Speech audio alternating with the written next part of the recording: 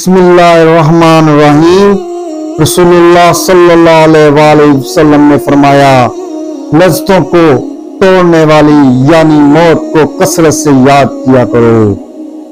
रसूलुल्लाह सल्लल्लाहु अलैहि वसल्लम ने फरमाया, जब अल्लाह ताला किसी बंदे की मौत के लिए किसी जमीन का फैसला कर देता है तो वहां इसकी कोई हाजत पैदा कर देता है।